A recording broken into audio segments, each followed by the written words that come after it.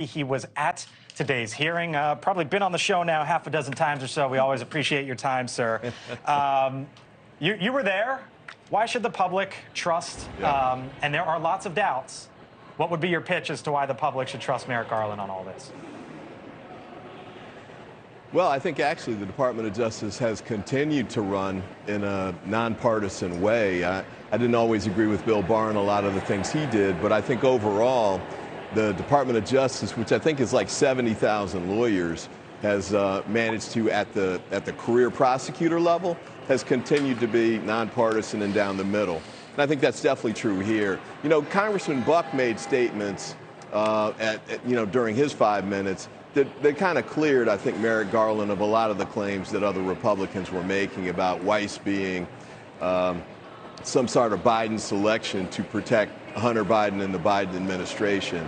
You know, it's clearly not the case. And as Buck said, you know, if Biden administration had turned him loose when they first came in, Republicans would have howled about it, that him being, released so he couldn't continue with the investigation.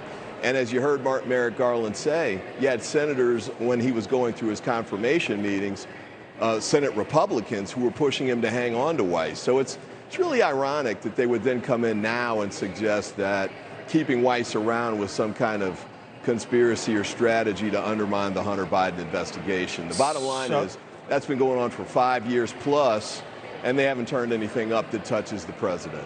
So you're obviously a supporter of the president. New polling, let me ask you about it, in the recent days. Views on President Biden's possible connection to Hunter Biden's business dealings. 61% believe that the president possibly had some involvement. 42% believe he acted illegally.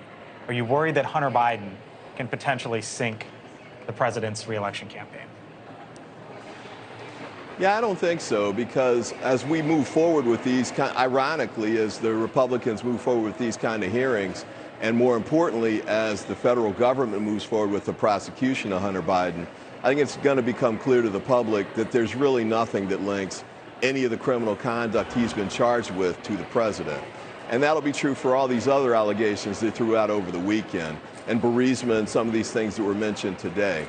The fact of the matter is it's really easy to throw mud at the wall, but when we get to the point where they've got to make something stick, especially if you're pushing for the bar of high crimes and misdemeanors, they're not going to make it, and we know that. And I think over time, the public will come to realize that.